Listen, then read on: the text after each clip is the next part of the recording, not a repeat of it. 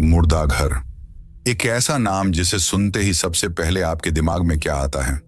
ठंडी लोहे की तख्तियां, सफेद चादरों में लिपटे बेजान जिस्म और एक अजीब सी सड़ी हुई गंध। बस एक अंधेरी ठंडी इमारत जहां जिंदगी का आखिरी सफर खत्म होता है। इस मुर्दा घर वाले विषय पर आपने ना जाने कितनी कहानियां सुनी होंगी। हर बार वही पुराने किस्से और वही घटनाएं जो अलग अलग कहानीकारों के जरिए बार बार दोहराई जाती रही हैं। लेकिन आज जो कहानी मैं आपके लिए लेकर आया हूं वो बाकी कहानियों से बिल्कुल अलग है और मुझे पूरा यकीन है कि यह कहानी आपको बेहद पसंद आएगी। इसीलिए आप सभी से अनुरोध है कि वीडियो को बिना स्किप किए पूरा सुनें ताकि इस कहानी को आप अच्छे से महसूस कर सकें। हाल ही में मैंने अपनी कम्युनिटी पोस्ट में आप सभी से पूछा था कि अगली कहानी कौन सी सुनना पसंद करेंगे और सबसे ज्यादा वोट मुर्दा घर में वैश्यापन को मिले हैं। तो आज की यह कहानी एक मुर्दा घर के बारे में है जहां लावारिस लाशों के साथ कुछ गलत हो रहा है। यह कहानी बेहद हिंसक, डरावनी और 18+ यानी एडल्ट्स के लिए है। मैं आपसे अनुरोध करता हूं कि इसे सिर्फ मनोरंजन की दृष्टि से ही देखें।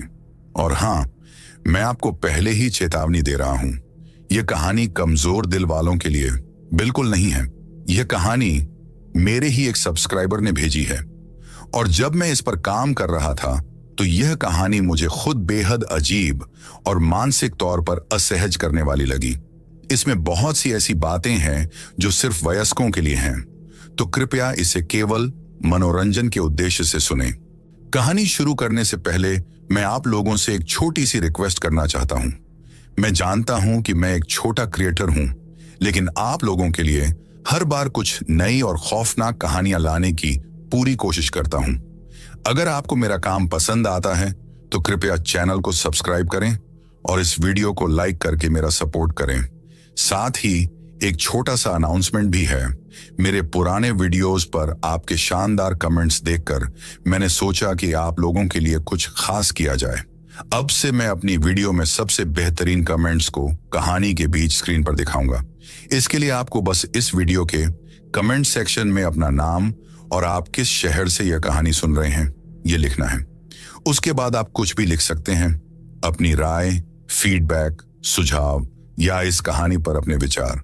मैं उन कमेंट्स में से टॉप बेस्ट कमेंट्स चुनकर अपनी आने वाली कहानियों में उन्हें शामिल करूंगा, जैसे आज की कहानी में करने वाला हूं। तो चलिए अब सुनते हैं आगे की कहानी हमारे सब्सक्राइबर की जुबानी। नमस्कार डरावनी पॉडकास्ट जी, आप कैसे हैं? उम्मीद है कि आप बिल्कुल ठीक होंगे। मैं आपकी सारी कहानियां देखती हूं और सच में मुझे वे बहुत पसंद आती हैं। सोचा कि मैं आपको एक कहानी सुनाऊं जो मेरी नहीं है, लेकिन जिस अस्पताल में मैं काम करती हूं वहां किसी के साथ घटी थी। ये कहानी थोड़ी अजीब है और सिर्फ वयस्कों के लिए है। जब मैंने इस घटना को सुना था तब मेरे भीतर गहरा दुख और एक अजीब सा डर बस गया था। सच कहूं तो मुझे लगता है कि आप इसे शानदार तरीके से प्रस्तुत करेंगे, इसीलिए मैंने यह घटना आपके साथ साझा करने का फैसला किया। चूंकि यह एक एडल्ट घटना है, मैं अपनी पहचान जाहिर नहीं करना चाहती। अब बिना बात को लंबा किए कहानी शुरू करती हूं। यह बात सन 2006 की है, जब मैं एक सरकारी अस्पताल में आया का काम किया करती थी। उस अस्पताल का नाम मैं जाहिर नहीं करना चाहूंगी, लेकिन वो काफी बड़ा और मशहूर था। मैं वहां कई सालों से काम कर रही थी और ज्यादातर मेरी पोस्टिंग मुर्दा घर में ही होती थी। मेरा काम साफ सफाई का था, फर्श धोना, चैम्बरों का धूल झाड़ना और उन लाशों के नीचे से खून पोंछना जो किसी हादसे या एक्सीडेंट का शिकार हुए होते थे। एक्सीडेंट में जो मरते थे उनके शरीर से घंटों तक खून रिसता रहता था, कपड़े तक खून में लथपथ हो जाते थे। कभी किसी जल चुके आदमी की चमड़ी उधड़कर नीचे गिर जाती तो कभी किसी लाश की आंखें आधी खुली रह जाती, जिन्हें अपने हाथों से बंद करना पड़ता। कई बार लाशें इतने दिनों तक पड़ी रहती कि उनकी चमड़ी सड़ने लगती और उन पर कीड़े रेंगने लगते और बदबू इतनी तेज हो जाती कि नाक पर कपड़ा या मास्क बांधकर काम करना पड़ता। हर लाश की अपनी एक कहानी होती है, मगर हम उसे कभी जान नहीं पाते। कौन थे वो? कहां से आए थे, किसके लिए जिए और किसके लिए मरे। इन सवालों का हमारे पास कोई जवाब नहीं। हम बस उन्हें एक नंबर से पहचानते हैं, वही नंबर जो उनकी बेजान टांगों से बंधे एक छोटे से टैग पर दर्ज होता है। कुछ खुशकिस्मत होते हैं जिन्हें कुछ ही दिनों में उनके अपने आकर ले जाते हैं, रोते बिलखते, यादों से लिपटे हुए। लेकिन कुछ लाशें इतनी बदनसीब होती हैं कि उनके लिए कोई नहीं आता। वो बस यहीं पड़ी रह जाती हैं, ठंडे चैम्बरों में, तन्हा, बेजान। दिन गुजरने लगते हैं और लाश सिकुड़ने लगती है। चमड़ी पहले नीली पड़ती है, फिर धीरे धीरे सफेद हो जाती है। कुछ हफ्तों बाद अस्पताल प्रशासन की तरफ से एक फाइल आती है जिसमें आदेश होता है, अज्ञात लाशों का निपटारा करो, अंतिम संस्कार सरकारी आदेश पर किया जाए। मैं आपको यह सब इसलिए नहीं बता रही कि आपको मुर्दाघर की सच्चाई दिखा सकूं। असली वजह कुछ और है। ये कहानी किसी और की है, किसी ऐसे की जिसे मैं जानती थी। उसका नाम सोनिया था। सोनिया एक मासूम, खूबसूरत और सपनों से भरी लड़की, जो अभी अभी अपनी इंटर्नशिप के लिए इस अस्पताल में आई थी। पहली बार जब मैं उससे मिली तो उसकी आंखों में एक अलग ही चमक देखी थी, कुछ बनने की, कुछ कर दिखाने की, अपने माँ बाप का नाम रोशन करने की। मुझे आज भी याद है जब मैंने उसे पहली बार देखा था। उसके माता पिता उसे अस्पताल के हॉस्टल छोड़ने आए थे। हॉल के बीचों बीच खड़े दोनों की आंखों में अलग अलग भाव थे। पिता की आंखों में गर्व और उम्मीद थी, जबकि मां की आंखों में चिंता और छलकते आंसू। सोनिया बेटा, बस मेहनत से पढ़ाई करना और अपनी प्रैक्टिस पर पूरा ध्यान देना, हमारी चिंता मत करना। अगर कुछ भी चाहिए हो तो बिना सोचे हमें फोन करना। पैसों की फिक्र मत कर, मैं किसी भी तरह मैनेज कर लूंगा। पिता की आवाज में हौसला था, लेकिन हल्की झिझक भी। एक पिता की वह झिझक जो बेटी को दुनिया में आगे बढ़ते देखना तो चाहता है, लेकिन उसके बिना घर सूना हो जाने के एहसास से जैसे अंदर ही अंदर घुट रहे हों। सोनिया ने जबरदस्ती मुस्कुराने की कोशिश करते हुए कहा, पापा, आप मेरी चिंता मत करो, बस अपना और मम्मी का ख्याल रखना, और पैसों की चिंता मत करें।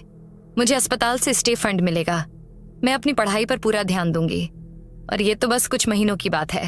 प्रैक्टिस पूरी होते ही मैं जल्दी घर लौट आऊंगी। मां चुपचाप उसे देख रही थी, जैसे कुछ कहना चाहती हूं, लेकिन उनके शब्द जैसे गले में ही अटक गए हों। आखिरकार कांपती आवाज में वो बोली, सोनिया बेटा, हमें तुम पर भरोसा है, लेकिन हमने कभी तुमसे इतनी लंबी जुदाई नहीं सही, इसलिए दिल घबरा रहा है।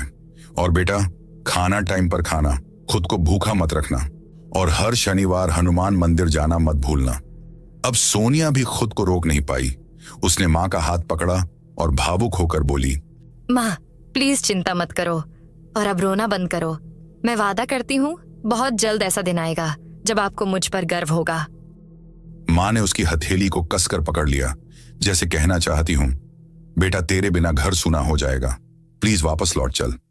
लेकिन यह कह पाना नामुमकिन था, क्योंकि वे हमेशा से चाहती थीं कि वह एक अच्छी डॉक्टर बने। पिता ने धीरे से सोनिया का बैग उठाया और उसे पकड़ा दिया। मां ने उसके माथे को चूमा, फिर तुरंत पीछे हट गई, शायद इसलिए कि अगर और एक पल रुकती तो खुद को रोक नहीं पाती। सोनिया ने गहरी सांस ली और एक आखिरी बार अपने माता पिता को गले लगाया। अस्पताल के दरवाजे के बाहर एक टैक्सी उसके माता पिता का इंतजार कर रही थी। उन्होंने सोनिया को आखिरी बार विदा किया और फिर टैक्सी में बैठकर चले गए। सोनिया उन्हें दूर जाते हुए तब तक देखती रही जब तक वो सड़क के मोड़ पर ओझल नहीं हो गए। उसके माता पिता सीधे साधे लोग थे और सोनिया भी बिल्कुल उन्हीं की जैसी थी, एक मध्यम वर्गीय परिवार की बेटी जिसने अपनी पूरी जिंदगी सिर्फ इस एक मौके के लिए लगा दी थी। वो पढ़ाई में तेज थी, खूबसूरत भी, लेकिन सबसे बड़ी बात मेहनती थी, हमेशा दूसरों की मदद के लिए तैयार। डॉक्टर बनने का जुनून था उसमें और अपने माँ बाप के सपनों को पूरा करने की जिद भी। सोनिया बाकी इंटर्न्स जैसी नहीं थी, न उसमें घमंड था न ही अहंकार। जब भी मुझसे मिलती हमेशा अदब से पेश आती, मेरा हाल चाल पूछती। डॉक्टर लोग आया से कहां इतनी इज्जत से पेश आते हैं, लेकिन सोनिया अलग थी, बिल्कुल अलग। वो कभी उन अमीर जादियों और घमंड से भरी लड़कियों के साथ नहीं घुलती थी जो अपने माँ बाप के पैसे और रुतबे के बल पर यहां आई थी। उसे दिखावा पसंद नहीं था, न ही फालतू की बातचीत। बस अपने काम में लगी रहती, प्रैक्टिस खत्म होते ही चुपचाप हॉस्टल लौट जाती। लेकिन कभी कभी लंच ब्रेक में हमारे पास आकर बैठ जाती, बिना किसी झिझक के हमारे साथ खाना खाती, जैसे हमें बरसों से जानती हो। कभी अपनी माँ के हाथ के बने खाने की बातें करती, तो कभी अपने पिता के संघर्ष का जिक्र करती। कहती थी, ताई, आपको पता है मेरे पापा ने मेरे लिए बहुत कुछ किया है। मुझे मेडिकल पढ़ाने के लिए उन्होंने बहुत त्याग दिए हैं। अब मेरी बारी है। शायद यही वजह थी कि मैं उससे इतना जुड़ती चली गई। उसकी बातें सुनकर मैं भी उसे अपनी बेटी जैसी मानने लगी थी। सब कुछ ठीक चल रहा था। सोनिया अपना काम बखूबी कर रही थी। जितने भी प्रोफेसर और डॉक्टर उसके साथ काम कर रहे थे, सब उसके व्यवहार और मेहनत से खुश थे। लेकिन शायद यही उसकी सबसे बड़ी गलती थी। जहां बाकी इंटर्न्स सिफारिशों और पैसे के सहारे अपनी जगह बना रहे थे, वहीं सोनिया अकेली थी जो सिर्फ अपनी मेहनत के दम पर आगे बढ़ रही थी। उसकी तारीफें सुनकर दूसरे इंटर्न्स में जलन बढ़ने लगी। कुछ ने शिकायतें की, कुछ ने ऊंची पहुंच का इस्तेमाल किया, और फिर वही हुआ जो हमेशा से होता आया है। पैसे और रुतबे ने मेहनत को हरा दिया। शाम का वक्त था। मैं और सोनिया अस्पताल की कैफेटेरिया में खड़े चाय पी रहे थे। मेरी किसी हल्की फुल्की बात पर सोनिया हंस रही थी, लेकिन तभी अचानक एक वार्ड बॉय हड़बड़ाते हुए अंदर आया। उसकी नजरें सोनिया को ढूंढ रही थीं। सोनिया मैडम। सोनिया ने चाय का घूंट भरते हुए उसकी ओर देखा। हाँ भैया, बोलो। वार्ड बॉय ने उसे एक लिफाफा थमाते हुए कहा, ये ऊपर से आया है मैडम, तुरंत आपको देने के लिए कहा है। मेरे लिए? लेकिन ये किस बारे में है? सोनिया ने उलझन में पूछा। मुझे नहीं पता मैडम, एडमिनिस्ट्रेटर सर ने बस इसे आपको देने के लिए कहा है। ठीक है भैया, धन्यवाद। सोनिया ने धीरे धीरे लिफाफा खोला, और जैसे ही उसने अंदर की चिट्ठी पढ़ी, उसका चेहरा बुझ सा गया। मैंने पूछा, क्या हुआ, क्या लिखा है? ताई, इसमें लिखा है, इंटर्न डॉक्टर सोनिया की अगली पोस्टिंग मुर्दा घर में की जा रही है। अब आगे की ट्रेनिंग वहीं जारी रहेगी। यह सुनकर मुझे एक पल के लिए विश्वास ही नहीं हुआ। मुर्दा घर? इतनी जल्दी? लेकिन क्यों? यह फैसला अजीब था। न कोई कारण बताया गया, न कोई सफाई दी गई। बस इतना कहा गया कि हमें सोनिया की अस्पताल से ज्यादा मुर्दा घर में जरूरत है। कुछ देर तक तो मैं कुछ बोल ही नहीं पाई, लेकिन सोनिया का उदास चेहरा मुझसे देखा नहीं जा रहा था। सोनिया बेटा, हम अस्पताल प्रशासन से अपील कर सकते हैं। तुमने अभी अभी तो ज्वाइन किया है, और मुर्दा घर में भला कैसी ट्रेनिंग होगी? वह हल्का सा मुस्कुराई, लेकिन उस मुस्कान में एक अजीब सी बेबसी थी। नहीं ताई, रहने दो। मुझे पता है ये सब क्यों हो रहा है, लेकिन मैं कोई ऐसा कदम नहीं उठाना चाहती जिससे मेरी इंटर्नशिप पर असर पड़े या कोई और परेशानी खड़ी हो। और वैसे भी तुम्हारे साथ काम करने का अनुभव मिलेगा, और मुर्दा घर भी तो अस्पताल का ही हिस्सा है ना? मैंने उसकी आंखों में देखा। वो खुद को मजबूत दिखाने की कोशिश कर रही थी, लेकिन उसकी आंखें उसकी असली तकलीफ बयां कर रही थीं।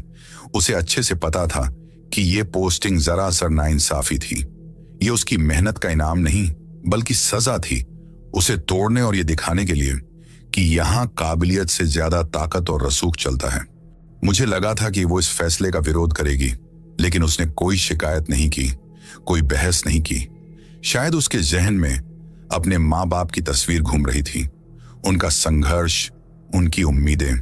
शायद उसे एहसास हो गया था कि इस सिस्टम से लड़ने का कोई फायदा नहीं है, और जब बात माँ बाप के सपनों की हो तो भला कोई कैसे सवाल उठा सकता है।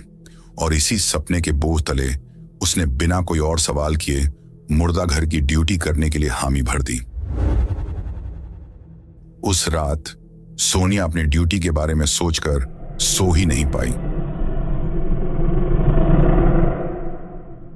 अगले दिन जब सोनिया का मुर्दा घर में पहला दिन था, दोपहर का वक्त था, मेरी शिफ्ट खत्म हो चुकी थी। जैसे ही मैं अस्पताल के गलियारे से बाहर निकली, सामने से सोनिया आती हुई दिखी। उसकी ड्यूटी दोपहर 2 बजे से लेकर रात 9 बजे तक थी, जबकि मेरी सुबह से दोपहर तक। वह हॉस्टल से मुर्दा घर की तरफ बढ़ रही थी। उसके कदम हल्के थे, चेहरे पर एक अजीब सी खामोशी और आंखों में हल्की बेचैनी। मैंने उसे रोककर कहा, डरने की जरूरत नहीं सोनिया बेटा, मैंने सबको बता दिया है कि तू आज से ड्यूटी ज्वाइन कर रही है। सब तुझे समझा देंगे, तेरा काम सीखने में मदद करेंगे, बस तू अपने काम पर ध्यान दे। सोनिया ने जबरदस्ती मुस्कुराने की कोशिश की और धीरे से कहा, धन्यवाद ताई, आई होप सब कुछ ठीक रहेगा। मैंने उसके कंधे पर हल्की थपकी दी और आगे बढ़ गई, लेकिन मन में कहीं ना कहीं एक अजीब सी फिक्र थी। अकेली लड़की, पहली बार मुर्दा घर की ड्यूटी और ऊपर से वो माहौल। सोनिया आगे बढ़ी। मुर्दा घर के गेट पर एक बूढ़ा चौकीदार बैठा था। जैसे ही उसने सोनिया को आते देखा, वह धीरे से उठा और मुस्कुराते हुए बोला, तो आप ही नई डॉक्टर हैं, पहली बार आ रही हैं? सोनिया ने हल्का सिर हिलाते हुए हां का इशारा किया। चौकीदार ने सोनिया के चेहरे पर डर और असमंजस देखते हुए कहा, कोई बात नहीं बिटिया, धीरे धीरे सब सीख जाओगी। अंदर जाओ, मित्तल साहब तुम्हारा इंतजार कर रहे हैं।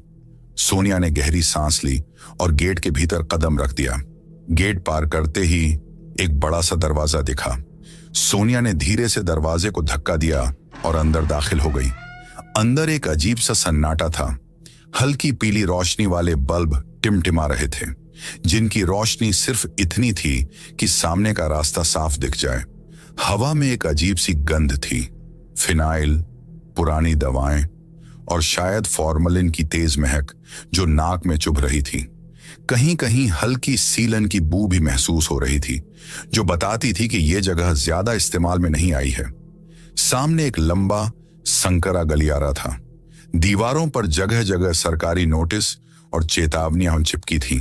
धूम्रपान और गुटखा निषेध, संक्रमण के खतरे से बचे, पोस्टमार्टम कक्ष में बिना अनुमति प्रवेश वर्जित और कुछ पुराने धुंधले पोस्टर, जिन पर समय के साथ धूल और नमी की परत जम चुकी थी।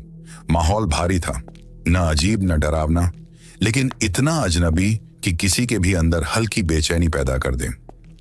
सोनिया धीरे धीरे उस सुनसान गलियारों से गुजरते हुए आगे बढ़ रही थी। हर कदम के साथ उसके कानों में बस अपने जूतों की आवाज गूंज रही थी। उस गलियारे के दाएं और बाएं कई केबिन बने हुए थे, जिनके दरवाजे बंद थे।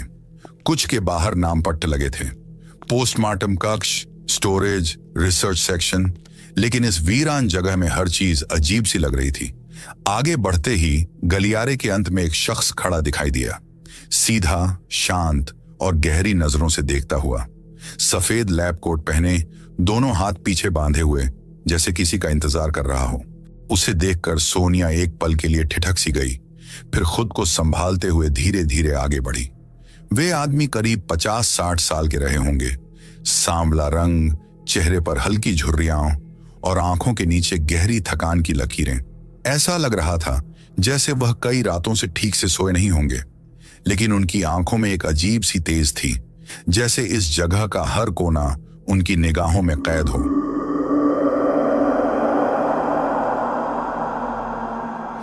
जैसे ही सोनिया उनके पास पहुंची, उन्होंने सिर उठाया और कुछ सेकंड तक उसे घूरते रहे। फिर एक गहरी स्थिर आवाज में बोले, तो तुम हो हमारी नई इंटर्न? सोनिया ने हल्का सिर हिलाया। जी सर। उन्होंने अपनी कलाई पर बंधी घड़ी की ओर इशारा करते हुए कहा, तुम 3 मिनट लेट हो। सोनिया ने नजरें झुका ली और धीमे स्वर में माफी मांगते हुए कहा, सॉरी सर, गलती हो गई। गलती हुई, ठीक है, लेकिन याद रखना तुम मेडिकल प्रोफेशन में हो और यहां हर मिनट की कीमत होती है, खासकर जब तुम मेरे अंडर काम कर रही हो।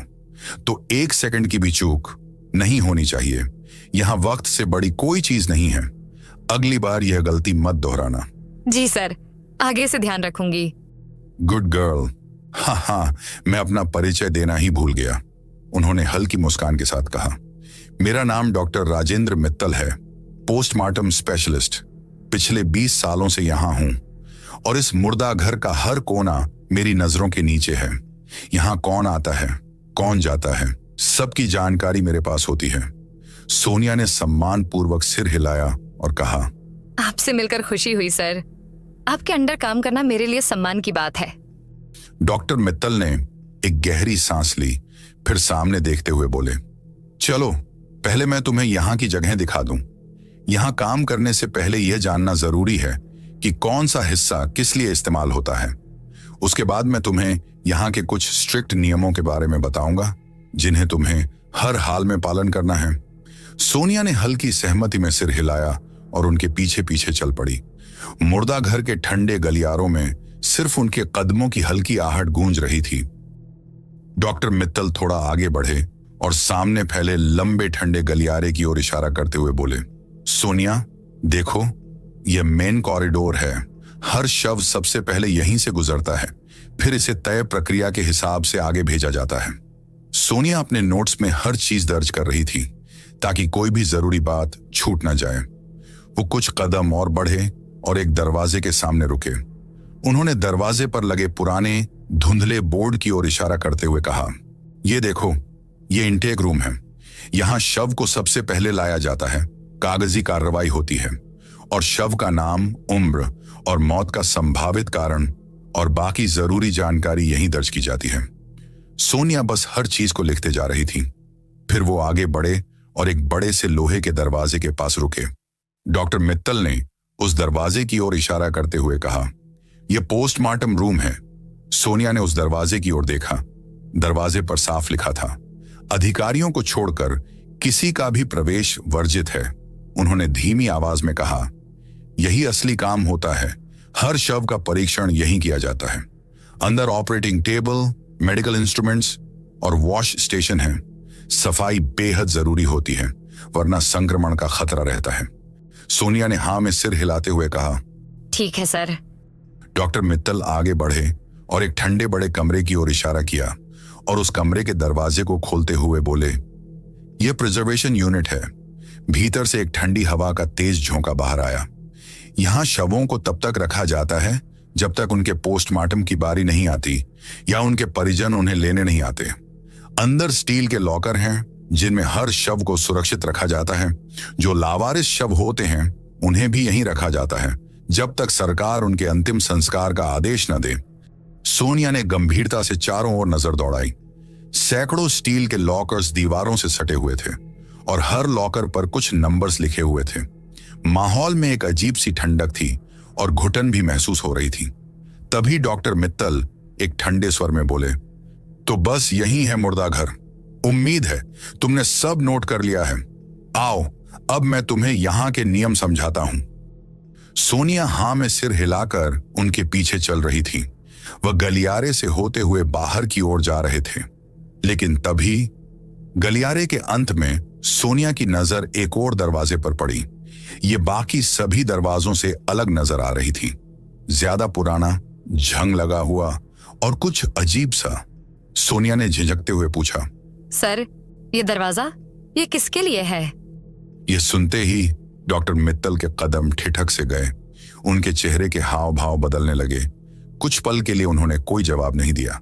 फिर उन्होंने सोनिया से नजरें चुराते हुए एक गहरे स्वर में बोले, जो कहा जा रहा है सिर्फ उतना ही सुनो, बाकी चीजों में अपनी नाक घुसेड़ने की जरूरत नहीं है। ये सुनते ही सोनिया सिहर उठी। डॉक्टर का लहजा न सिर्फ बेरुखा था बल्कि उसमें एक अजीब सी कठोरता भी थी। उन्होंने बिना कुछ और कहे अपने केबिन की ओर बढ़ने लगे और सोनिया भी मायूस होकर उनके पीछे चल पड़ी। डॉक्टर मित्तल के साथ सोनिया केबिन में दाखिल हुई। केबिन छोटा और पुराना था। दीवारों पर उनकी डिग्रियां, सर्टिफिकेट्स और कुछ अजीब सी पेंटिंग्स टंगी थीं। टेबल पर फाइलों और कागजों का ढेर फैला हुआ था। डॉक्टर मित्तल कुर्सी पर धम्म से बैठे और सोनिया को बैठने का इशारा किया। बैठो। उनका लहजा सख्त था। सोनिया चुपचाप बैठ गई। डॉक्टर मित्तल ने उंगलियां टेबल पर थपथपाई, फिर ठंडी नजरों से उसकी ओर देखा। यहां काम करने आई हो तो बस काम पर ध्यान दो। ये कोई कॉलेज नहीं है जहां तुम मौज मस्ती करने आई हो। जो मैं कहूंगा बस वही करना होगा। सोनिया बस अपना सिर झुकाकर सुनते जा रही थी। पहला नियम, बिना वजह यहां वहां मत घूमना। ये मुर्दा घर है, पिकनिक स्पॉट नहीं। दूसरा नियम, कोई बाहरी आदमी अंदर नहीं आएगा, दोस्त, परिवार, कोई भी। अगर मैंने तुम्हें किसी के साथ यहां आते देखा तो उसी वक्त तुम्हें यहां से धक्के मारकर बाहर निकाल दूंगा। और हां, उस पुराने दरवाजे के बारे में कोई सवाल नहीं करोगी? सोनिया ने झिझकते हुए पूछा।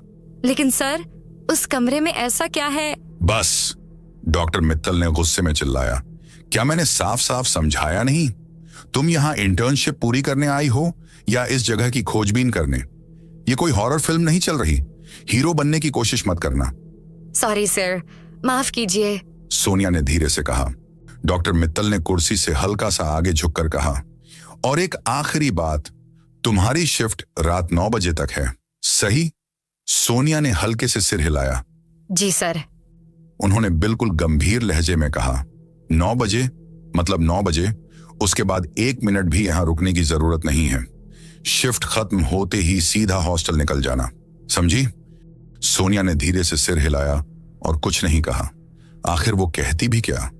डॉक्टर मित्तल के रवैये ने उसके मन में डर और सख्ती पैदा कर दी थी। डॉक्टर मित्तल ने टेबल पर से एक फाइल उठाई और उसकी तरफ बढ़ाते हुए बोले, ये लो, इसमें कुछ पुराने केस हैं, इन्हें अच्छे से पढ़ लेना, क्योंकि कल से तुम्हारी रिपोर्टिंग शुरू होने वाली है। सोनिया ने फाइल पकड़ी ही थी कि वो कुर्सी से उठ खड़े हुए। मैं थोड़ी देर में आता हूं, तब तक यहीं बैठकर पढ़ लो, इतना कहकर वो केबिन से बाहर चले गए। सोनिया ने फाइल खोली और हर चीज ध्यान से पढ़ने लगी। उसमें लिखे कुछ पॉइंट्स नोट करने के लिए उसने टेबल पर रखे एक पेन को उठाने के लिए अपना हाथ बढ़ाया। वह पेन कुछ फाइल्स के नीचे फंसा था। जैसे ही उसने पेन खींचा, टेबल पर रखे कुछ कागज और फाइलें नीचे गिर गईं। वो झुककर उन्हें समेटने लगी। तभी अचानक उसकी नजर टेबल के कोने में पड़ी कुछ मैगजीन्स पर गई। वह एक पुरानी सी एडल्ट मैगजीन थी, आधी ढकी हुई, लेकिन उसका कवर साफ दिखाई दे रहा था। कवर पर अधनंगी लड़कियों की तस्वीरें थीं।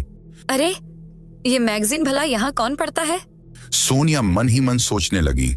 जिज्ञासा से सोनिया ने उस मैगजीन को उठाया, सिर्फ ये देखने के लिए कि आखिर इसमें लिखा क्या है।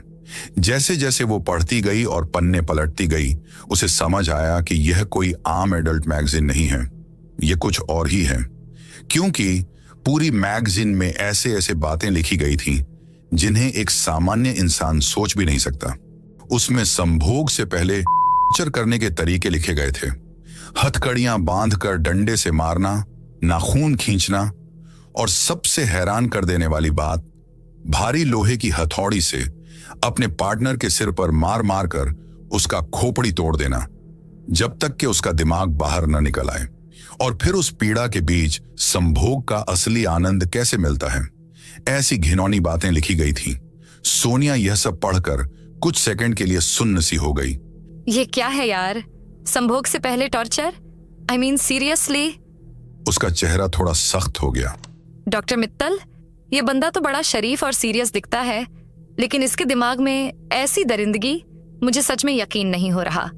वो समझ नहीं पा रही थी कि क्या सोचे। कोई इंसान इतना वहशी और दिमागी बीमार कैसे हो सकता है। तभी अचानक बाहर से किसी के भारी कदमों की आवाज आई। वो समझ गई कि डॉक्टर मित्तल वापस आ रहे हैं। सोनिया ने झट से पेपर्स समेटे, मैगजीन को जैसे तैसे फाइलों के बीच छुपा दिया और वापस जाकर कुर्सी पर बैठ गई। वह अपना सिर नीचे झुकाकर फाइल पढ़ने का नाटक करने लगी, जैसे कुछ हुआ ही न हो। लेकिन अब उसका ध्यान फाइल में नहीं था। उसके मन में बस एक ही सवाल गूंज रहा था, इस आदमी के पीछे कुछ तो बहुत गड़बड़ है। डॉक्टर मित्तल धीरे धीरे केबिन के अंदर दाखिल हुए। वह बिना कुछ कहे सीधे अपनी कुर्सी पर आकर बैठ गए। उनकी नजर एक पल के लिए अपने टेबल पर गई। उन्होंने देखा कि मेज थोड़ी अस्त व्यस्त थी, चीजें अपनी जगह पर नहीं थीं। उन्होंने गंभीर लहजे में पूछा, तुमने यहां से कुछ उठाया था क्या? सोनिया यह सुनकर थोड़ा घबरा गई।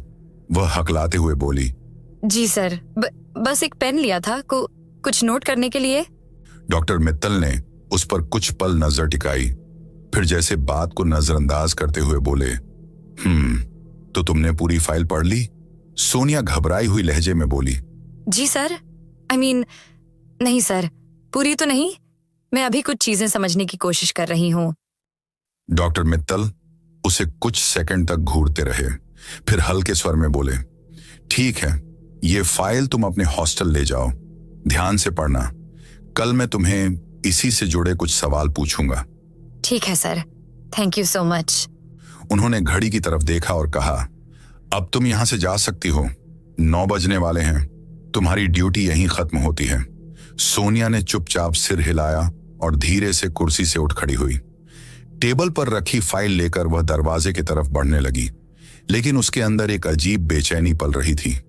एक ऐसा सवाल जो दिमाग से हट नहीं रहा था। कमरे से निकलते वक्त उसने एक बार फिर पलटकर डॉक्टर मित्तल की तरफ देखा। वो अब अपने टेबल पर कुछ ढूंढ रहे थे।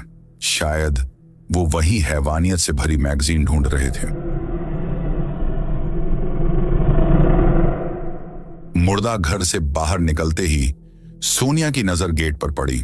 उसने देखा सुबह जो वॉचमैन चाचा गेट पर खड़े थे, अब उनकी जगह कोई और खड़ा है और वो लगातार सोनिया को ही देख रहा है। उसकी उम्र कोई 35-36 के आसपास रही होगी। गंदा सा जैकेट पहने, चेहरे पर अजीब सा भाव और मुंह में गुटखा चबाते हुए अजीब नजरों से सोनिया को घूर रहा था। सोनिया ने ठिठक कर पूछा, भैया वो सुबह जो वॉचमैन थे ना, वो बूढ़े अंकल, वो कहाँ गए? वो आदमी धीरे धीरे सोनिया की तरफ आने लगा। चलते चलते एक हाथ से उसने अपनी ढीली पैंट ऊपर खींची और बेहुदा नजरों से सोनिया के शरीर, खासकर उसकी छाती की तरफ घूरने लगा। उसके उस अंदाज से सोनिया को घिन सी आ गई। फिर अपने मुंह से गुटखा थूकते हुए बोला, अच्छा वो चाचा जी, उनका टाइम ओवर हो गया मैडम, अब मेरी शिफ्ट है। वो क्या है ना, डॉक्टर मित्तल को 9 बजे के बाद यहां किसी का रुकना पसंद नहीं है, लेकिन मैं डॉक्टर मित्तल का खास आदमी हूं। हाँ, वो तो तुम्हें देखकर ही पता चल रहा है। सोनिया ने धीमे से कहा। क्या आपने कुछ कहा क्या मैडम? सोनिया हड़बड़ाते हुए बोली। कुछ नहीं भैया। वो हंसते हुए बोला, अब आप बार बार भैया ना कहो मैडम, मेरा नाम बिलाल है, सब मुझे प्यार से बिल्लू कहते हैं। आप भी कह सकती हैं, मगर प्यार से। वो उसकी छाती की तरफ लगातार बेहिचक घूरते जा रहा था। वैसे कौन सी परफ्यूम लगाई है आपने? बहुत मस्त महक रही है, एकदम कड़क, आपकी परफ्यूम भी और आप भी। ये सुनते ही सोनिया गुस्से में आग बबूला हो गई। Excuse me? सोनिया लगभग चिल्ला पड़ी। तमीज वमीज है या नहीं तुम में? कैसे घूर रहे हो? और लड़की से बात करने की तमीज नहीं है क्या? वो बेशर्मों की तरह हंसते हुए बोला, अरे नाराज क्यों होती हो मैडम, ऐसे ही मजाक में बोल दिया। स्टूडेंट हो ना, इंटर्नशिप कर रही हो। सोनिया ने कोई जवाब नहीं दिया। वह चुपचाप आगे बढ़ने लगी। उसे बस यहां से निकलना था, अपने हॉस्टल पहुंचना था। लेकिन वो पीछे से फिर चिल्लाया, अकेली जा रही हो हॉस्टल? कहो तो बाइक पे छोड़ दूं क्या? सोनिया का मन किया कि उसे एक जोरदार तमाचा जड़ दे, पर उसने खुद को रोका। बस अपने बैग की स्ट्रैप कसकर पकड़ी और गेट पार कर गई। सच में यहाँ सब लोग बेहद बदतमीज हैं। सोनिया ने मन ही मन कहा और तेज कदमों से हॉस्टल की ओर बढ़ गई। रास्ता सुनसान था, चारों तरफ अजीब सी खामोशी पसरी हुई थी। खैर, हॉस्टल ज्यादा दूर नहीं था और जब वो हॉस्टल पहुंची तो घड़ी में रात के लगभग 10 बज रहे थे। हॉस्टल के अंदर दाखिल होते ही उसे आया मिल गई। वही आया जो उसे अपनी बेटी की तरह प्यार करती थी। आ गई तू? कितना देर लगा दिया, मैं कब से तेरा इंतजार कर रही हूं। दाई ने चिंता जताते हुए पूछा। सॉरी दाई, वो समय का पता ही नहीं चला। वो सब छोड़, तू पहले ये बता कि तेरा पहला दिन कैसा रहा? डर तो नहीं लगा ना? दाई ने जिज्ञासा से पूछा। सोनिया ने थकान से भरी आवाज में जवाब दिया, अजीब था दाई, बहुत अजीब। अजीब मतलब मुर्दों को देखकर डर गई क्या? दाई ने कटाक्ष भरे लहजे में कहा। मुर्दे देखकर नहीं दाई। तो क्या हुआ, सच सच बता। सोनिया थोड़ी देर चुप रही, फिर उसने एक गहरी सांस ली और मुर्दा घर में जो कुछ भी हुआ सब विस्तार से सुना दिया। डॉक्टर मित्तल का व्यवहार, वो अजीब कमरा और वो बिलाल उर्फ बिल्लू वॉचमैन का वह गंदा बर्ताव, सब कुछ। दाई चुपचाप सब सुनती रही, फिर धीमे स्वर में बोली, मैं जानती हूं बेटा, मैंने भी अपने काम के दौरान वहां बहुत कुछ देखा है, बहुत कुछ जो आम नहीं है। लेकिन एक बात समझ ले बेटा, हम लोग यहां काम करने आए हैं, लड़ने नहीं। ये सब सोचते बैठेगी तो यहां टिक नहीं पाएगी। जो देखा जो सुना सब भूल जा और अपने काम पर ध्यान दे बेटा। सोनिया ने थके हुए अंदाज में सिर हिलाया। हाँ दाई, तू सही कहती है। फिर हल्की मुस्कान के साथ बोली, दाई, मैं अब चलती हूँ। वो डॉक्टर मित्तल ने कुछ काम दिया है, पहले उसे पूरा कर लेती हूँ। काम खत्म होते ही तेरे पास आऊंगी। मुझे अभी बहुत कुछ कहना है तुमसे। सोनिया के चेहरे पर थकान देखकर दाई उसके पीठ पर हाथ रखते हुए बोली, ठीक है बेटा, तू जाकर पहले अपना काम निपटा ले।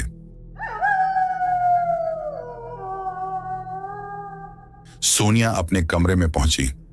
उसने बैग को स्टडी टेबल पर रखा और पास रखे छोटे से स्टूल पर बैठकर अपने जूते उतारे। तभी उसे एहसास हुआ कि उसके शरीर से वह मुर्दा घर की अजीब बदबू आ रही है। बिना देर किए वह बाथरूम की ओर नहाने चली गई। शावर के नीचे खड़ी सोनिया की दोनों हथेलियां बाथरूम की दीवार पर टिकी थीं। पानी की धार उसके सिर से नीचे बह रही थी, जैसे दिन भर की थकान उसके शरीर से होते हुए नीचे बह रही हो। लेकिन उसके दिमाग में लगातार अजीब विचार घूम रहे थे, खास करके उस मुर्दा घर के कमरे को लेकर, वही कमरा जहां जाने से डॉक्टर मित्तल बार बार मना कर रहे थे। नहाने के बाद वह कुछ हल्का महसूस कर रही थी। उसने अपनी गुलाबी नाइटी पहनी और बालों को तौलिए से सुखाते हुए स्टडी टेबल की ओर बढ़ी, क्योंकि अब वक्त हो रहा था उस फाइल को पढ़ने का। सोनिया स्टडी टेबल पर बैठी और बैग खोलकर भीतर से फाइल निकाली, और जैसे ही उसने फाइल को पढ़ना शुरू किया, उसके होश उड़ गए, क्योंकि यह वो फाइल थी ही नहीं जो डॉक्टर मित्तल ने उसे दिया था। और अब उसे समझ आ गया था कि असल में कहां गड़बड़ी हुई है। जब वह डॉक्टर मित्तल की टेबल पर वह मैगजीन छुपा रही थी, उसी हड़बड़ी में उसने गलती से कोई और फाइल उठा लिया था, और अब वो असली फाइल मुर्दा घर में डॉक्टर मित्तल के केबिन में थी। सोनिया वहीं टेबल पर टेंशन में सिर पकड़कर बैठ गई। ओह शिट, अब मैं क्या करूं? उसकी सांसें तेज हो रही थीं। अगर कल मैं डॉक्टर मित्तल के सवालों का जवाब नहीं दे पाई तो वो तो भड़क जाएगा। वो कमरे में बेचैनी से इधर उधर टहलने लगी। क्या करूं? अभी मुर्दा घर जाकर फाइल ले आऊं या सुबह जाकर माफी मांग लूं? नहीं, माफी मांगने से कुछ नहीं होगा। मित्तल कुछ सुनेगा ही नहीं। मुझे जाकर फाइल लानी ही होगी। कुछ देर वो चुप रही, फिर खुद से बुदबुदाई, लेकिन वो खड़ूस मित्तल तो 9 बजे के बाद वहां आने से मना कर चुका है। अब क्या करूं यार? तभी उसके चेहरे पर हल्की सी उम्मीद जगी। हाँ, वो वॉचमैन बिल्लू, उससे कह दूंगी कि वो केबिन जाकर उस फाइल को ले आए। वैसे भी उसने कहा था कि वो डॉक्टर मित्तल का खास आदमी है। हाँ, यही सही रहेगा। उसने झट से अपनी चप्पल पहनी, बैग उठाया और बिना अपनी नाइटी बदले तेजी से मुर्दा घर की तरफ निकल पड़ी। लेकिन सोनिया को यह बिल्कुल भी अंदाजा नहीं था कि वह कितनी बड़ी गलती करने जा रही है, क्योंकि अब शुरू होने वाला था सोनिया की जिंदगी का असली मौत का नंगा नाच। रात के लगभग 11 बज चुके थे। अस्पताल की वो पिछली गली पूरी तरह घुप अंधेरे में डूबी हुई थी। सोनिया तेज कदमों से मुर्दा घर की ओर बढ़ रही थी। हवा में एक अजीब सा सन्नाटा था और हर कदम के साथ दिल की धड़कनें तेज होती जा रही थीं। जैसे ही सोनिया मुर्दा घर के पास पहुंची तो उसने देखा गेट पर कोई नहीं खड़ा है।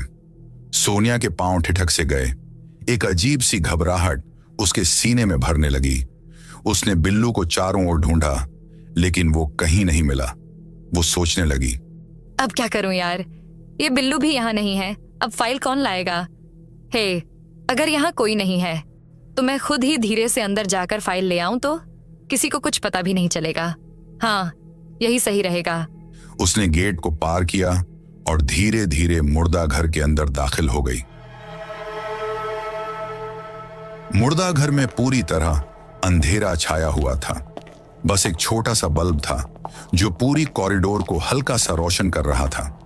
बिना कोई आवाज किए वह धीरे धीरे डॉक्टर मित्तल के केबिन की ओर बढ़ने लगी।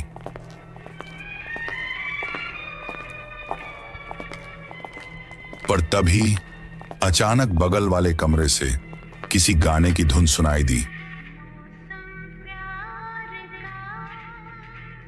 सोनिया चौंक गई। उसने धीरे से उस कमरे की ओर कदम बढ़ाए और दरवाजे के कोने से अंदर झांकने की कोशिश की। अंदर का नजारा देखकर उसकी आंखें चौड़ी हो गईं, क्योंकि वहां बिल्लू था, पूरी तरह शराब के नशे में धुत। वह जमीन पर पड़ा हुआ था। उसके बगल में शराब की खाली बोतलें बिखरी थीं और टेबल पर रखी रेडियो पर एक पुराना हिंदी गाना बज रहा था। और बिल्लू बेसुध नींद में सोया पड़ा था। अच्छा, तो ये भाई साहब यहाँ है, ड्यूटी के टाइम पर शराब पीकर मस्त सो रहे हैं। सही है भाई? उसने मन ही मन सोचा। बस अब यही सही मौका है, फाइल लेकर चुपचाप निकल जाती हूँ। वो बिना शोर किए केबिन की तरफ बढ़ने लगी और जैसे ही वह वहां पहुंची, उसने देखा कि केबिन का दरवाजा खुला हुआ है। थैंक गॉड, लॉक नहीं है। उसने चैन की सांस ली और अंदर दाखिल हो गई। कमरे में हल्का सा अंधेरा था, लेकिन टेबल साफ दिखाई दे रहा था और वहीं टेबल पर वह फाइल पड़ी हुई थी। उसने बिना वक्त गंवाए उस फाइल को उठाया और अपने बैग में रखकर बाहर की तरफ निकल पड़ी। बाहर निकलते वक्त वहां इतना सन्नाटा छा चुका था कि उसकी चप्पलों की आवाज साफ सुनाई दे रही थी। और जब वह मुर्दा घर के दूसरे केबिन को पार करते हुए आगे बढ़ रही थी, तब अचानक उसकी नजर कॉरिडोर के आखिरी कमरे पर पड़ी। उस कमरे का दरवाजा आधा खुला हुआ था और उस अधखुले दरवाजे से हल्की टिमटिमाती रोशनी बाहर की तरफ आते दिख रही थी। यह देखकर सोनिया एक पल के लिए ठिठक सी गई, पर जब उसने ध्यान से देखने की कोशिश की तो उसे पता चला कि वह मुर्दा घर का वही बंद पड़ा कमरा है जहां जाने से डॉक्टर मित्तल ने साफ मना किया था। पहले तो उसका मन हुआ कि बस यहां से निकल जाए, लेकिन अंदर ही अंदर एक अजीब सी जिज्ञासा उसे रोक रही थी। वो जानना चाहती थी कि आखिर उस कमरे में ऐसा है क्या जिसे डॉक्टर मित्तल छुपाना चाहते थे। वह धीरे धीरे उस कमरे के दरवाजे की तरफ बढ़ी और उस अधखुले दरवाजे से उसने अंदर झांकने की कोशिश की। जैसे ही उसने उस कमरे के भीतर झांका, वो अंदर का दृश्य देखकर सन्न रह गई। उसकी आंखें फटी की फटी रह गईं। उस कमरे की हल्की पीली रोशनी में जो कुछ दिख रहा था, वो किसी भी सामान्य इंसान के लिए सहन कर पाना मुश्किल था।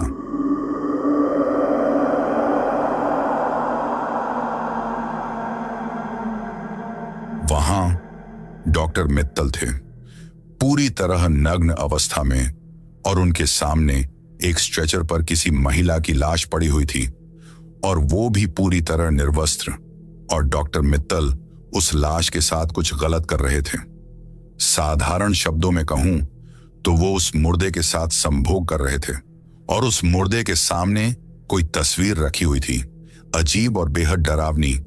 उसे देखने से ही पता चल रहा था कि वह किसी शैतान की तस्वीर है। लेकिन उससे भी भयानक चीज ही यह थी कि डॉक्टर मित्तल सिर्फ उसका शारीरिक शोषण नहीं कर रहे थे, वो बीच बीच में कोई मंत्र पढ़ रहे थे और उस महिला के शरीर को नोच रहे थे। उसके अंगों को जैसे किसी भूखे दरिंदे की तरह रौंद रहे थे। उसके शरीर पर खरोंचें और काटने के निशान साफ दिखाई दे रहे थे। सोनिया के मुंह से एक भी शब्द नहीं निकल पा रहा था। वो चीखना चाहती थी, भागना चाहती थी, लेकिन उसका शरीर उस भयानक, क्रूर और अमानवीय दृश्य को देखकर जैसे जम सा गया था। पहले तो डॉक्टर मित्तल की हरकतें देखकर ऐसा लग रहा था कि वह एक मानसिक रोगी हैं, लेकिन असल में वहां कुछ और ही चल रहा था, कुछ ऐसा जो बिल्कुल भी सामान्य नहीं था। वो बीच बीच में किसी अनजानी भाषा में मंत्र बड़बड़ा रहे थे।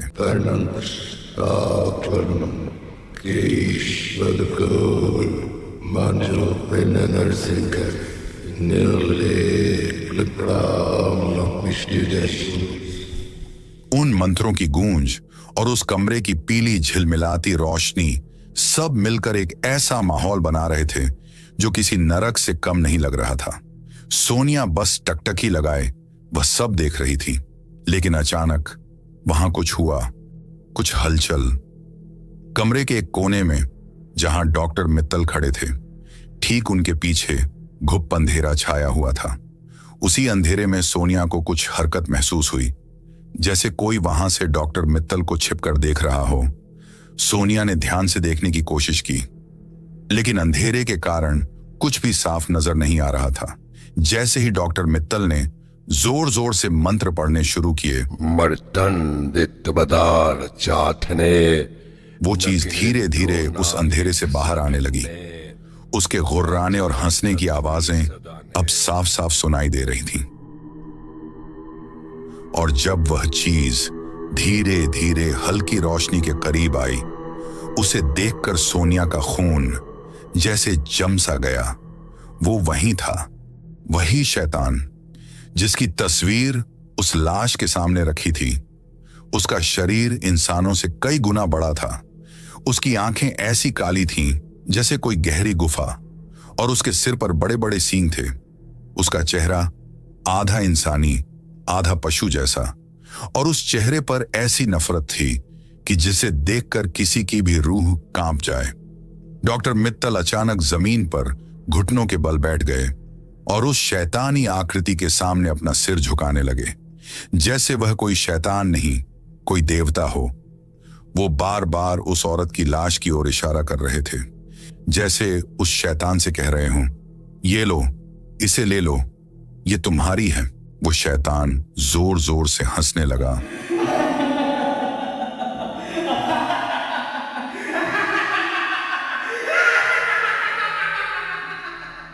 जैसे डॉक्टर मित्तल का वह तोहफा उसे पसंद आया हो। डॉक्टर मित्तल शैतान को खुश देखकर हल्के से मुस्कुराए। मेरे आका, मैं बरसों से आपका इंतजार कर रहा था। आखिरकार आज वो दिन आ ही गया। उम्मीद है आपको मेरी ये भेंट पसंद आई होगी। कृपया इसे स्वीकार करें मेरे मालिक। जाइए मेरे आका, जाकर इसका भोग लीजिए। ये सब देखकर सोनिया की सांसें तेज हो रही थीं। उसे समझ ही नहीं आ रहा था कि वो अब क्या करें। शैतान धीरे धीरे उस लाश के पास पहुंचा और अगले ही पल उसने उसके साथ हैवानियत शुरू कर दी। कोई इंसान इस तरह के मंजर की कल्पना भी नहीं कर सकता था। सोनिया के लिए ये एक सदमा था, ऐसा सदमा जिसे वो शायद जिंदगी भर नहीं भुला पाएगी। सोनिया अब और नहीं देख पा रही थी। वो घिन से भर चुकी थी। वो शैतान उस महिला की लाश के साथ जिस तरह संभोग कर रहा था, उसे देखकर उसे उल्टी आने जैसी घुटन महसूस हो रही थी, क्योंकि वो दृश्य ही इतना घृणित था। लेकिन अचानक सोनिया को वो सब बातें याद आने लगी जिन्हें वो अब तक नजरअंदाज करती आ रही थी। डॉक्टर मित्तल के केबिन की दीवारों पर टंगे वो अजीबोगरीब चित्र, वो पुरानी एडल्ट मैगजीन जिसमें संभोग क्रिया से पहले की बर्बरता और यातनाओं को विस्तार से लिखा गया था। उस वक्त तो उसे लगा था कि डॉक्टर मित्तल एक बीमार सोच वाला इंसान है, एक मानसिक रोगी। लेकिन अब ये सब कुछ और ही कहानी बयान कर रहा था। ये सिर्फ विकृत मानसिकता नहीं है, ये एक पूजा है, किसी शैतानी ताकत के सामने सजदा है। उसके जहन में सिर्फ एक ही सवाल गूंज रहा था, आखिर डॉक्टर मित्तल को उस शैतान से क्या चाहिए? क्या वो सिर्फ भेंट दे रहा है या बदले में कुछ मांग रहा है? लेकिन तभी अचानक उसकी नजर कमरे के एक कोने में पड़ी। वहां एक अजीब सा चिन्ह बना हुआ था, एक सिंबल। उस चिन्ह के बीचों बीच कुछ लिखा था, सैकुलम ऑब्स्क्यूरम, एक लैटिन वाक्य जिसका अर्थ था अंधकार का युग। अब सोनिया को सब कुछ समझ आ गया था। डॉक्टर मित्तल सिर्फ मौत नहीं बांट रहा था, वो किसी बड़े और बेहद डरावने मकसद की तैयारी कर रहा था। सोनिया की सांसें थम सी गई थीं। उसने मुश्किल से खुद को संभाला और बिना आवाज किए वहां से निकलने की कोशिश करने लगी। लेकिन तभी, ए, कौन है वहां? अचानक किसी की आवाज गूंजी। सोनिया ने घबराते हुए पीछे मुड़कर देखा। वो बिल्लू था, मुर्दा घर का वही नाइट गार्ड जो शराब पीकर सो गया था, लेकिन अब वह नींद से जाग चुका था। नशे की हालत में वह अपनी आंखों को मलते हुए देखने की कोशिश कर रहा था कि कोई डॉक्टर मित्तल के उस खुफिया कमरे के पास खड़ा है, पर अंधेरे की वजह से वो सोनिया को पहचान नहीं पा रहा था। सोनिया वहीं अंधेरे में छुपने की कोशिश करने लगी, क्योंकि वो जानती थी अगर वो फिर से चिल्लाया और उसकी आवाज कमरे तक पहुंच गई तो शैतान और डॉक्टर मित्तल दोनों का ध्यान सोनिया की ओर ही जाएगा। लेकिन बिल्लू इन सब से बेखबर था। नशे में धुत बिल्लू ने फिर जोर से चिल्लाया, ए, कौन है बे तू?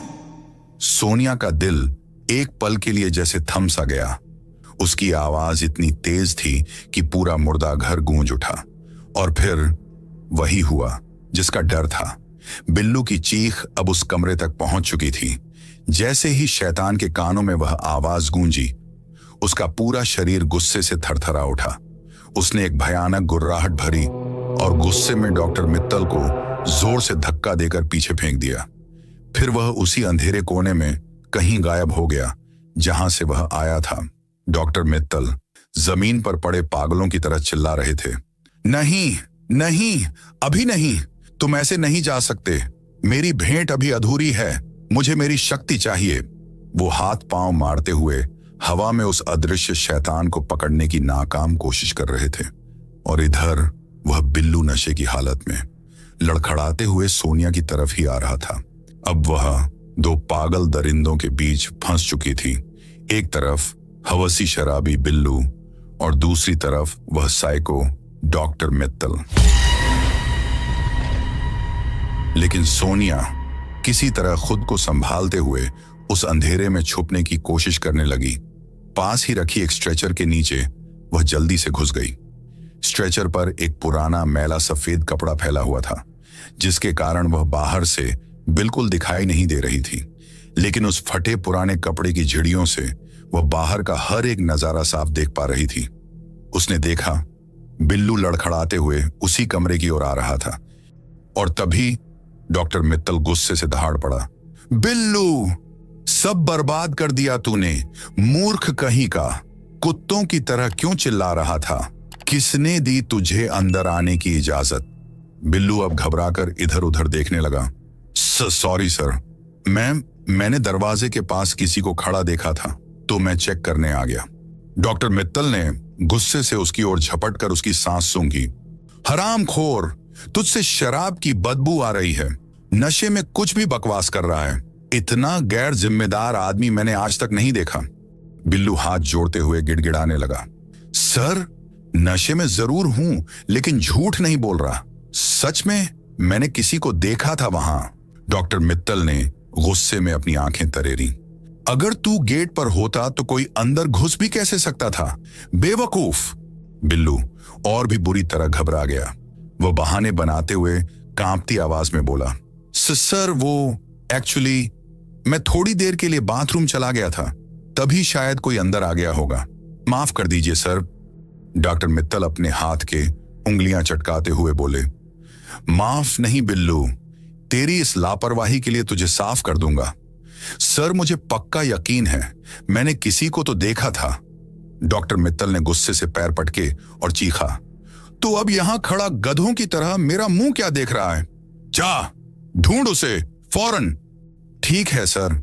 बिल्लू बुरी तरह घबराया हुआ इधर उधर देखने लगा। बिल्लू एक छोटा सा टॉर्च हाथ में लिए मुर्दा घर का छप्पा छप्पा खंगेल रहा था और डॉक्टर मित्तल जोर जोर से चिल्ला रहे थे, बाहर निकल हरामी, वरना जब पकड़ में आएगा तो जीते जी खाल उधेड़ दूंगा तेरी। इतनी भयानक मौत दूंगा तुझे कि तेरी 7 पुश्तें याद रखेंगी। बाहर निकल। और उधर लाचारी से भरी सोनिया उस फटे पुराने कपड़े की दरार से ये सब होता हुआ देख रही थी। उसका दिल इतनी तेजी से धड़क रहा था कि उसे डर लगने लगा था कि कहीं उसकी सांसों की आवाज से ही वह पकड़ी न जाए। स्ट्रेचर के नीचे पड़ी वह खुद को और भी सिकुड़ने की कोशिश कर रही थी। डॉक्टर मित्तल का गुस्सा अब बेकाबू हो रहा था। उन्होंने बिल्लू के कॉलर को पकड़कर जोर से अपने करीब खींचा और पागलों की तरह उसके गले को दबाते हुए गुर्राया, अगर वो यहां से भाग गया तो समझ ले बिल्लू, तेरी लाश भी इन मुर्दों के साथ सड़ती मिलेगी। बिल्लू बुरी तरह छटपटाने लगा।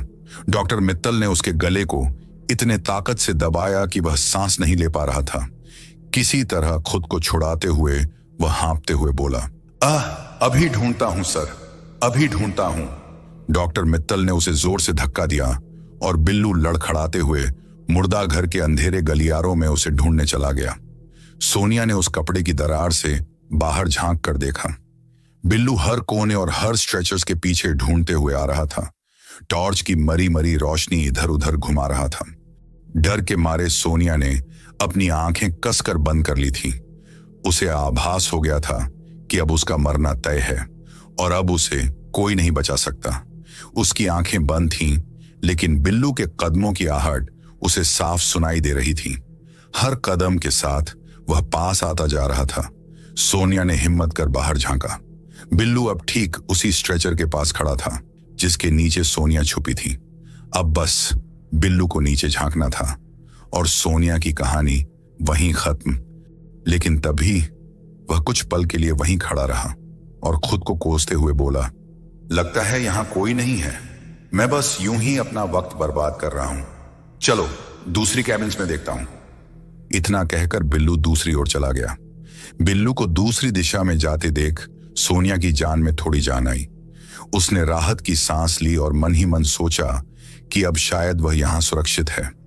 और उसने ठान लिया था कि वह अब सुबह तक इसी स्ट्रेचर के नीचे बैठी रहेगी जब तक कि वह आया यानी दाई अपनी शिफ्ट में नहीं आ जाती।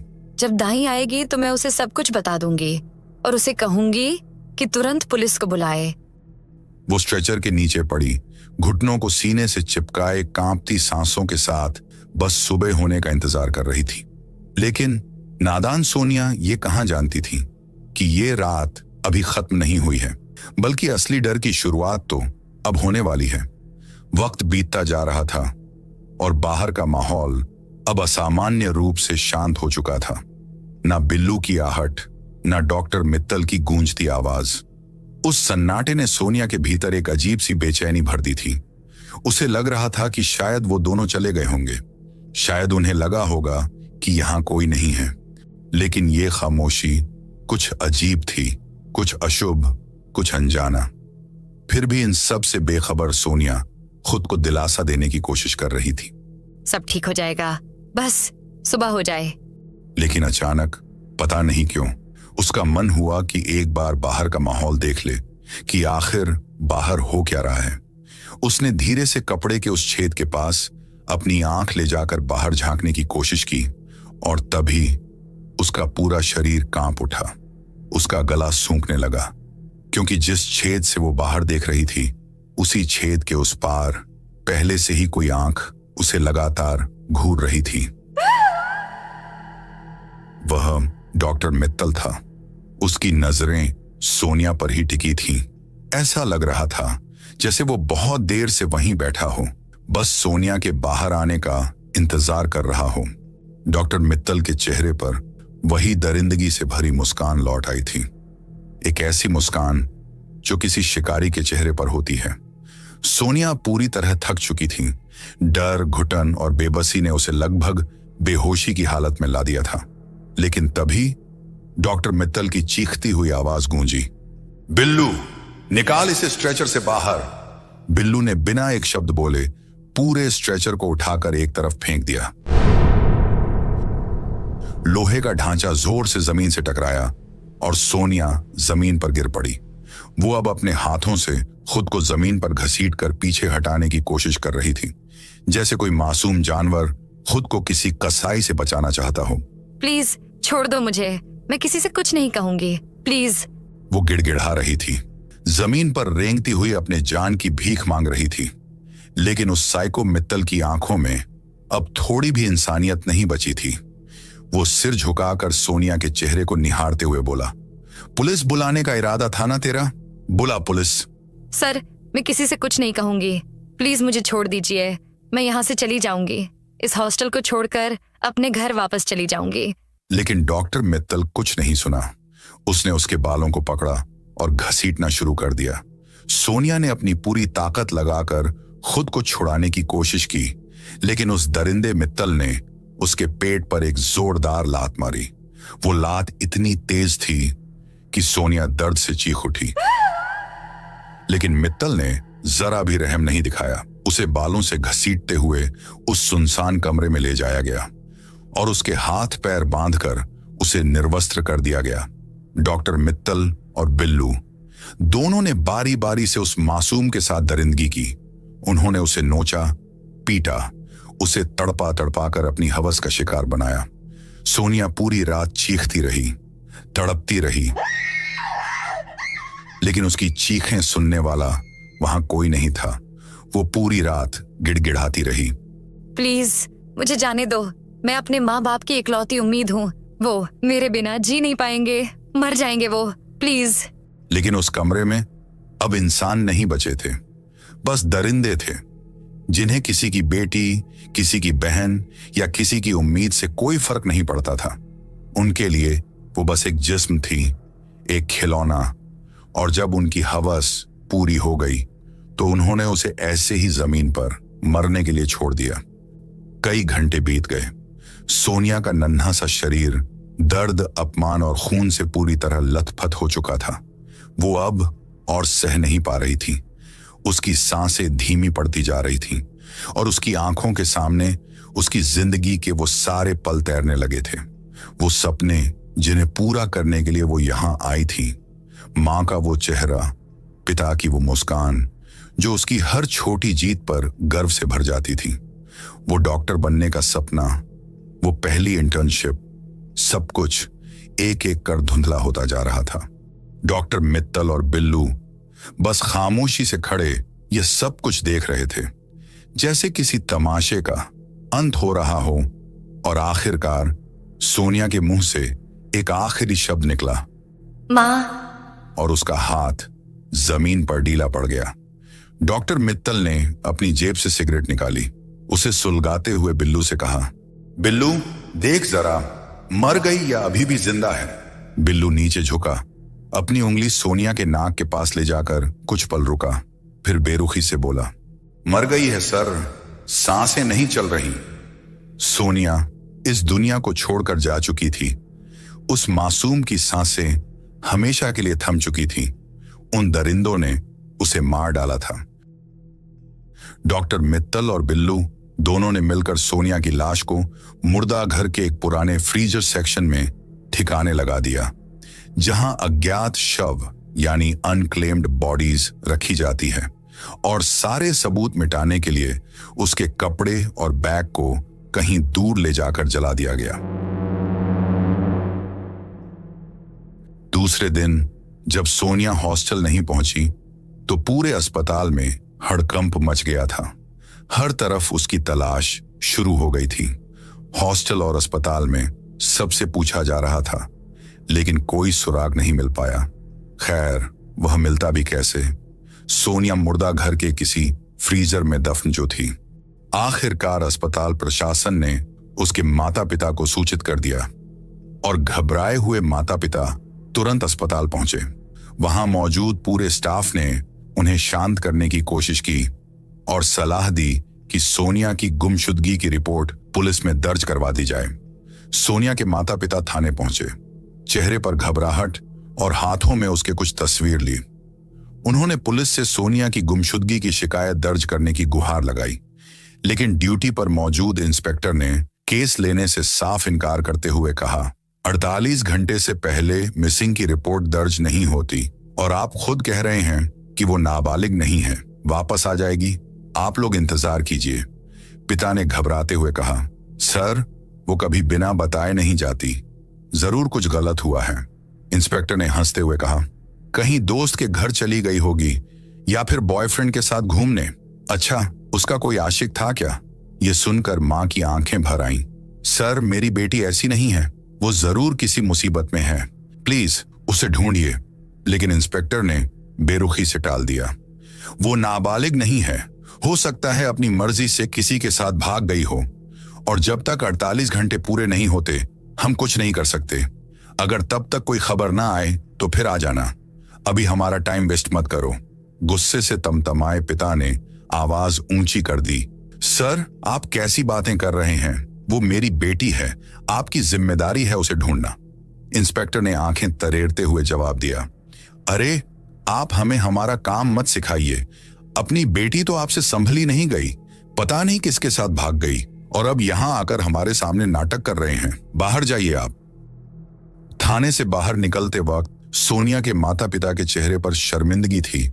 जिनसे मदद की उम्मीद थी, उन्हीं से अपमान और तिरस्कार मिला। 48 घंटे बाद पुलिस ने शिकायत तो दर्ज कर ली थी। सोनिया की फोटो भी संबंधित विभागों को भेज दी गई थी, लेकिन कोई मदद नहीं मिला। हर सुबह सोनिया के पिता थाने जाते, सिर्फ इसी उम्मीद में कि शायद आज उसकी कोई खबर मिल जाए, आज उसका कोई सुराग मिल जाए। लेकिन हर बार वही जवाब मिलता, अरे अभी जांच चल रही है ना, कुछ पता चला तो आपको बता देंगे। दिन बीते, हफ्ते बीते और फिर महीनों की चुप्पी ने उनकी उम्मीदों को निगल लिया। आखिरकार केस को अनसुलझा कहकर हमेशा के लिए बंद कर दिया गया। सोनिया की मां की चीखें सरकारी फाइलों में कहीं गुम हो गई और उसके पिता की बेचैनी सिस्टम की चुप्पी में कहीं खो गई। लेकिन जिस अस्पताल से सोनिया की आखिरी ड्यूटी जुड़ी थी, वहां आज भी दो चेहरे मुस्कुरा रहे हैं। डॉक्टर मित्तल और बिल्लू, वो दोनों आज भी आजाद हैं। उसी मुर्दा घर में खुलेआम घूम रहे हैं, अपनी हवस और हैवानियत की भूख को मिटाने के लिए किसी नई मासूम की तलाश में है। और सोनिया की मौत की सच्चाई उसी के साथ हमेशा के लिए दफन हो गई। तो दोस्तों, ये थी हमारी आज की कहानी। अगर आपको ये कहानी पसंद आई हो तो नीचे कमेंट सेक्शन में जरूर बताएं। साथ ही अपना नाम और अपने शहर का नाम लिखना ना भूलें, ताकि हमें भी पता चल सके कि हमारी कहानियां कहां कहां तक पहुंच रही हैं। और आपके बेहतरीन कमेंट्स अगले वीडियो के स्क्रीन पर दिख सकते हैं, तो कमेंट करना ना भूलें। और हाँ, चैनल को सब्सक्राइब करना ना भूलें, क्योंकि ये सिर्फ मेरा चैनल नहीं है, ये आपका चैनल है, हम सबका चैनल है। वीडियो को लाइक करें और अपने दोस्तों और परिवार के साथ शेयर करें। जल्दी ही एक और डरावनी कहानी के साथ मुलाकात होगी। तब तक के लिए अपना ख्याल रखें और डरते रहें।